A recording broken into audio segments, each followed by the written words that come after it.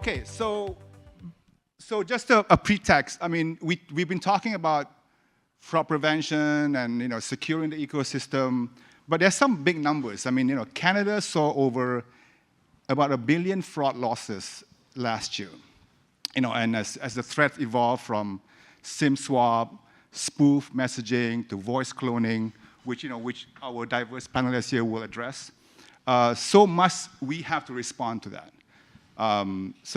This panel brings together experts from payment, Mastercard, identity, messaging, network security, and to explore how we reduce or rebuild trust, reduce friction, and stay ahead of fraud. So, I mean, maybe I'll kick off with a question to Sukhmani. Since you are on the forefront of the enterprise and what you do at Mastercard, so what is your take and what is Mastercard approach to moving beyond SMS OTPs? And how are you guys using passkeys and biometrics to shape the next generation of authentication? Yeah. Thanks, Matt. Thank you so much for having me. So I think Mastercard is a household name. Everyone is very familiar with the organization, but I think many people are less familiar with the fact that instead of providing credit, which is what the bank's job is, we are simply a network that makes the transactions possible. So every time you tap your card, you chip and pin it, or you put it online to buy something through e-commerce merchants, it's actually Mastercard technology that's at play that is making the transaction secure and seamless. So for us, we see on the internet, identifying or authenticating people is a very tough task. And there are lots of technologies that merchants and banks rely on today to authenticate you when you're making a transaction. So I'm sure if you've bought an airline ticket at Air Canada or something, I'm sure you're familiar with the screen pop-up that shows up from your bank and it says, your bank is trying to authenticate you. I'm pretty sure if I asked you to raise hands, the whole room will raise their hand. At some point, you've stumbled across that screen, right? So what happens next is an SMS OTP. And the challenge with SMS OTP, as I'm sure we are familiar being in the industry, is that it's phishable, it's susceptible to SIM swaps, so lots and lots of problems that we know as an industry, and even from a regulatory standpoint, the Canadian government is pushing towards getting rid of for some of the critical services like banking, CRA, and so on and so forth. So when we think about it from a payment network perspective, for us, it is critical that we move away from these technologies that can be spoofed or are susceptible to SIM swap, et cetera, and move to something that is more foolproof, cannot be phished, and biometrics, and especially device-based biometrics, come to mind as a solution. And you mentioned, Matt, passkeys. So that's a buzzword these days in the industry of using your device-based biometrics, the same Face ID or whatever you use to log into your phone, using that to pair it with completing a transaction. So going back to that screen that you're buying your Air Canada tickets, instead of an OTP, you could now just scan your face like you do to log into many apps on your device, and that being robust enough for it so that your bank is feeling confident it's truly you who's trying to buy the Stripto visa.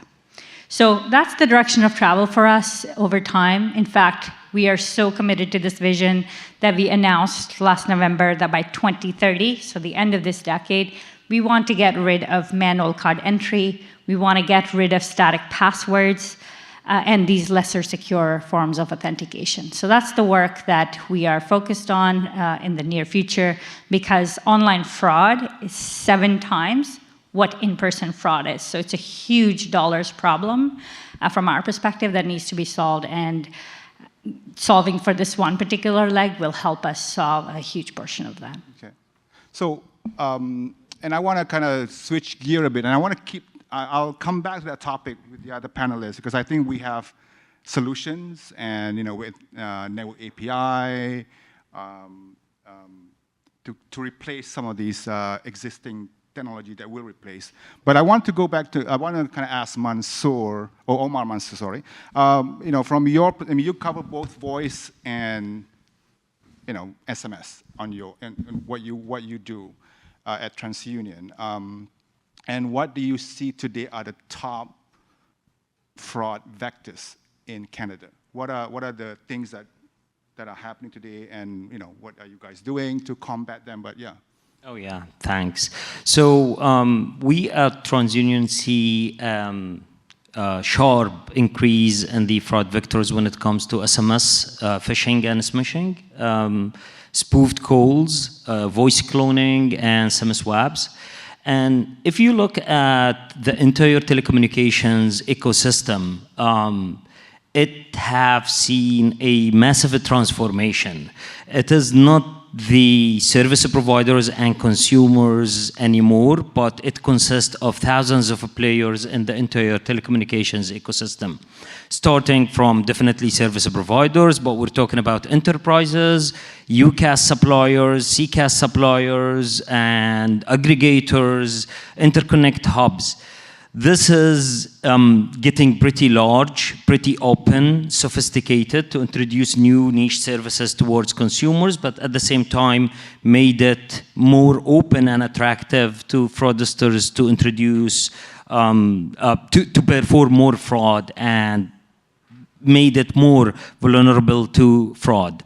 Now, if you look at TransUnion, we looked at the trends of the fraud that's been made by fraudsters, and we have seen as well a transformation in these trends. It's getting pretty sophisticated, and if you look at the voice cloning on its own, I mean, we're seeing fraudsters now employing AI techniques to perform fraud attacks. So the more walls you put to defense these fraud attacks, the more sophisticated and advanced the fraudster is gonna get.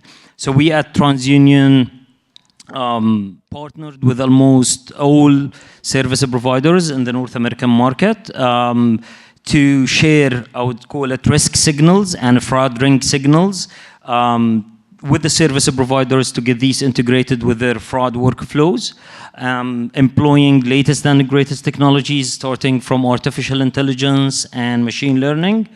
And we've been taking a proactive role in this in the North American market and expanding globally as well on the same topic. Great. So to expand on that, I want to kind of put a question to Marcelo about the roles of channels. I think channels is also a means of communication, but it also play a role in identity and authentication. So we have WhatsApp, RCS, SMS. What role can they still play, if any, in authentication and identity? Yeah, I think those are the channels today, right? I know Eddie is going to cover network APIs more extensively, but at a minimum, they have a complementary role. In many cases, they are it. You receive an OTP is subject to certain types of attacks and certain, contains some vulnerabilities. But it's also, if you look from the perspective of a CPaaS player, we have that omni-channel set of capabilities. We believe that the end user, at the end of the day, will select which channel he or she wants to be communicated with. It could be voice, it could be a good old SMS. I frankly think WhatsApp in North America for the time being is irrelevant. I know I'm not the best example in the room, but if we do a show of hands, how many people have actually received an authentication, an OTP over WhatsApp for your US or Canadian number? You go outside of the US, you go to South America. I have received spam on my WhatsApp, but I have yet to receive a legit business communication on WhatsApp. But SMS is relevant. RCS, I think there's a commercial consideration. There is the ubiquity of the channel as well that is not all there yet. You heard today here with Talos going live. It's going to get better as the other carriers support as well. But SMS is, it's probably as good as what we have at the moment. And I'm sure, I expect Eddie is going to say that for network APIs, we have a supply issue, not a demand issue. I'm putting words on your mouth, but I think it's the type of thing that when we start talking about call to action and all that, it's super important that the carriers enable that and bring to the forefront. The business, as we discussed in other panels today, the developers will creatively adopt that. We just need to have that widely available. Okay, so then let's talk about some of the replacement of OTPs. And so Eddie, two question to you: network APIs, swim swap detection. What are the where are we now? What are we seeing? What can we expect? And what are, I guess, holding us or carriers or us back from embracing this new technology? All right, so I've been saying this for a few months now.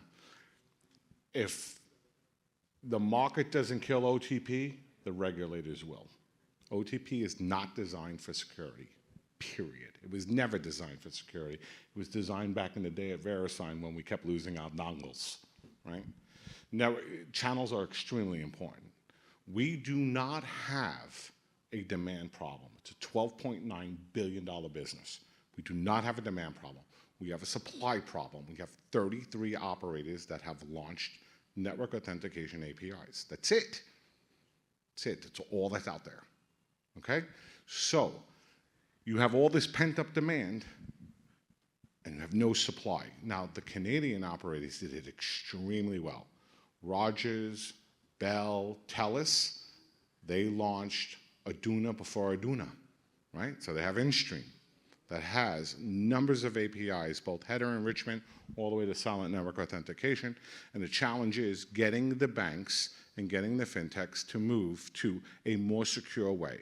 Because let me make this super clear. There's only one place in the world to get SIM swap information. And the biggest cause of fraud is SIM swap. And the only place in the world to get that information is from the mobile network operator. Apple doesn't have it. Google doesn't have it. The mobile network operator. Now, there's challenges.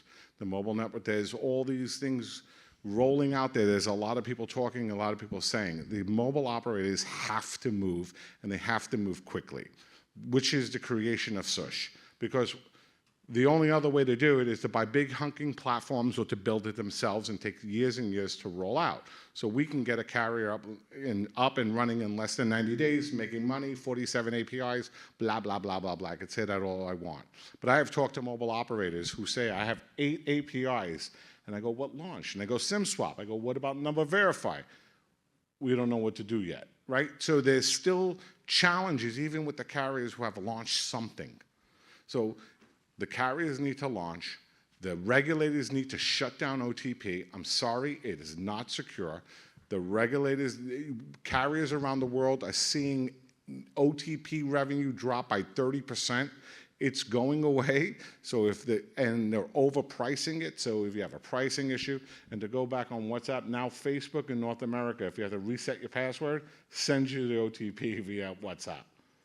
Because even Facebook wants more and more people to get on, Meta wants more and more people to get on WhatsApp. The traffic is moving, it is gone, it is going, and the beauty about partners, and then I'll shut up, the beauty about partners is that channel's already built. That waterfall effect is already built. Do they have network authentication?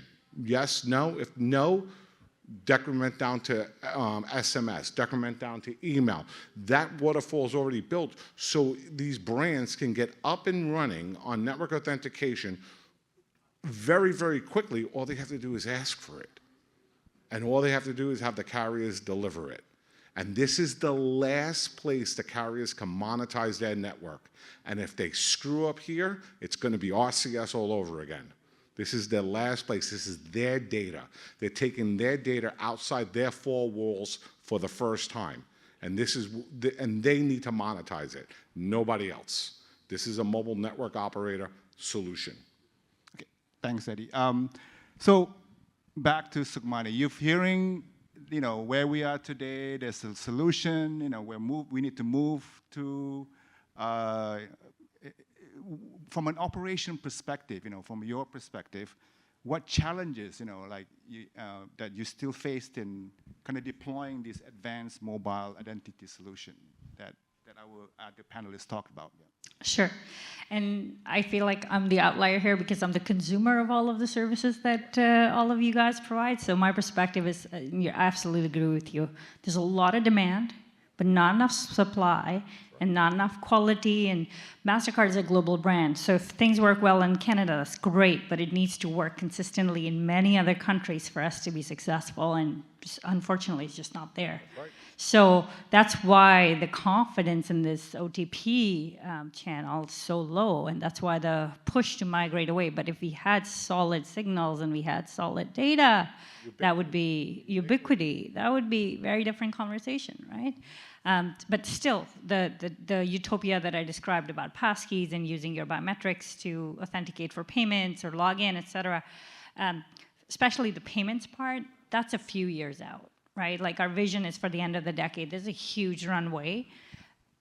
Here and now, we still need good data on SIM swaps. And like you were saying, only the telcos have that data, have that sensitivity that they can provide that data. So we need more of that. So that's like one challenge, getting quality data that our banks can rely on and authenticate and with confidence using the SMS OTP channel. In terms of the future, using mobile biometrics and things of that nature, there is work to be done in terms of standardization across various devices, Android, iOS, different hardware. Biometric sensors work differently. All that standardization work is in progress. FIDO, for those familiar, FIDO Alliance is putting in a lot of effort and bringing all these entities together to standardize these frameworks so you can get to a good place, and then prioritization. All the banks and these institutions, they need to put that in their roadmap, prioritize it. Matt, you opened with scam as a service. That's actually a thing. There's so many threat vectors out there. How do you fight for priority in that roadmap for introduction of biometrics and things like that? So there's, a couple of things. I think there's a here and now problem which could be improved, and then there's a future forward building towards how do you take advantage of newer and emerging technologies to create a more robust authentication suite, essentially. Yep. So I want to move, I mean, we've been talking about messaging, but let's not forget about voice, securing that trust in voice. And I know, and this is a question to you, Omar. So what are we doing there? I mean, what are the real-time, there's a real-time call verification, branded calling. So unpack a bit about us, what exactly can be done on the voice channel to reestablish the trust in that channel. Oh yeah, so this goes into two parts. First, protect and then promote. So the protect part, and if like call verification and call branding are game changers in returning trust back into the voice communication. And I mean, we were, as TransUnion, the first adopters and contributors to the Stir and Shaken standards, for example.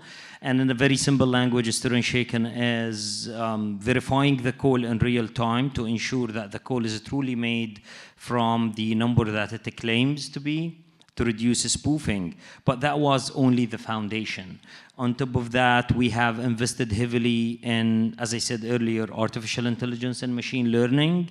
We are processing billions of transactions on a daily basis that get fed into very sophisticated artificial intelligence modeling that comes up in real time for call-by-call basis with a reputational score that is given back to the service provider to decide what to do with the call. This is on one part. The other part is branding the voice communication. So we work closely as part of an ecosystem with the service providers and verified and vetted enterprises to enhance the recipient experience whenever they get any call by showing not only the name of the enterprise, but as well the logo as an image on the device and the call reason, why the call is being made. And based on the deployments we have done so far, we're seeing that branded call display or BCD have reduced the anxiety to the consumers and as well increased the answer rate for the enterprises. Because the rich experience on the recipient screen only happens if we're 100% sure that the call is correctly authenticated. So we ensure before displaying the brand of the enterprise that the call went through a proper authentication process so we can as well secure the reputation of the enterprise as a brand. Right. Good, thanks. So going back a bit to Eddie's comment, Marcelo, you have now you can rebut or agree with Eddie. So in terms of the network API, and from an Infobip perspective, what improvement are needed? I mean, what do you want to see from the mobile operators to better support network API and reduce fraud across the different messaging channel? Yeah. Well, really simple. I think the same call to action that was there for RBM for a while to just do it, launch it. We need to do the same with network APIs. The use cases that he mentioned, from a CPaaS provider perspective, network APIs is just another channel. And we're going to do exactly what he said. We're going to do the checks. If TELUS can support network APIs for use case A, B, and C, we'll go ahead and query that and do it seamlessly. And if the brand is willing to use that service, that's what we're going to do. We still have to account for the rest of the market if they don't support that same channel, if they don't support the same API. So it's really simple. The demand is there. I agree. That's why I teed you up for, like, it's not a demand problem, it's a supply problem. It's incumbent on us. I think events like this bring a multitude of us in different spaces. We compete, we try to generate business. Ultimately, I think this is putting a new toolbox, a new tool in the toolbox of sellers, right? Every single CPaaS player that's represented here, and even the carriers, will have salespeople that are super smart, clever, and product marketing people that will help them with the value proposition. So we really see this as complementary, as something that augments the existing channels today. OTP, with the limitations and everything that's out there, it works. It's not perfect. We should be getting closer to perfect with network APIs. Okay. So Eddie, back to you on, you may have answered this to some extent, but I want you to expand a bit. You say that this is happening. I mean, SMS, OTP going to go away. You mentioned about regulation, pressures. There's market forces out there. So where do you see the acceleration? Where do you see we are 3, 5 years, or even 2 years from now? All right. So you see, okay. You see more and more regulators taking a hard line on this. You got UAE, 2026, done, right? You got Singapore with shared responsibility, which is brutal. So if anybody doesn't know what shared responsibility is, that means if I am defrauded, the bank and the mobile operator has to make me whole. Period. No questions asked. So you steal $100,000 from me, $50,000 comes from, let's say, Singtel, and the other $50,000 comes from the bank. You got to make me whole. Right? You're seeing it more and more and more and more countries. In the United States, the FCC has a regulation, every carrier must support SIM swap. Now, that's the process. Now, with the process comes the technology. Well, believe it or not, we have more than 3 operators in the United States, and with our partner at ClearSky, we're addressing all those, right? So we're bringing the technology. What else you're seeing in the United States is you're seeing a liability issue for the carriers. T-Mobile paid $44 million in fines. They lost the court case. And not only did they lose the court case, they lost the fact that they could keep it quiet. So everybody knows, because of a SIM swap, T-Mobile paid $44 million. Well, guess what? Every major mobile operator in the United States is now at a liability risk.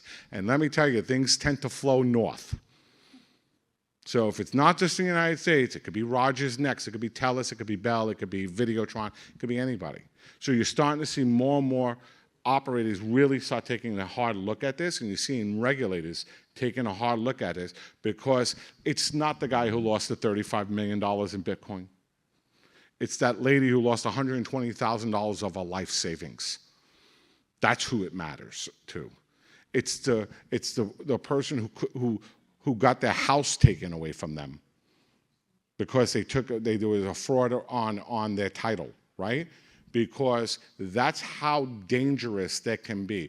Your mobile number ties to more things than you can possibly imagine, from your health records to your banking to your mortgage to everything. So this is going to happen. If you like it or not, it is going to happen. And what mobile authentication APIs does, it enhances biometrics. It enhances OTP or something else. Because right now, the brains don't know what to do. They're using email. How many people in this room have gotten OTPs over email? The most unsecure way of sending something because of issues with pricing, etc. So this is going to get regulated down your throat. We're going to have to, it is what it is. However, what Canada needs is what they have in the United States. Please go free and look it up. It's 47.222D of the FCC regulation that if a mobile network operator sells CP&I data, not just PII, CP&I data, to a third party, they have 100% they're indemnified, as long as it's in the use of fraud prevention or the prevention of damaging the network. So the mobile operators in the United States are completely indemnified of using third-party data in the protection of fraud. They need more and more of that around the world. GDPR has recital 47, part F. So you're starting to see more and more of these regulators put these rules in, and that's what we need in Canada. We need it around the rest of the world. These mobile operators need to be protected from litigation and concerns about releasing CP&I data to third parties. Thanks. So I know we have a minute or two yet left. So I want to maybe go back to Sukhmani in terms of collaboration and with the operators. From Mastercard perspective, addressing the swim swap issue and detection. Where do you see better collaboration? What would you like to see more from your network operators, both in the U.S. and Canada? Yeah. Sure. I think I would answer that with just the overarching sentiment that none of these problems can be solved alone, and collaboration, co-collaboration, co-innovation, working together with key stakeholders in the industry, like you mentioned, like network operators and so on. It's critical to get this right, and having access to richer data to make better decisions helps everyone. So collaboration, co-innovation. Short and sweet. Okay, I know we have 30 seconds. I want to at least give a chance for the audience to, ask. Yeah.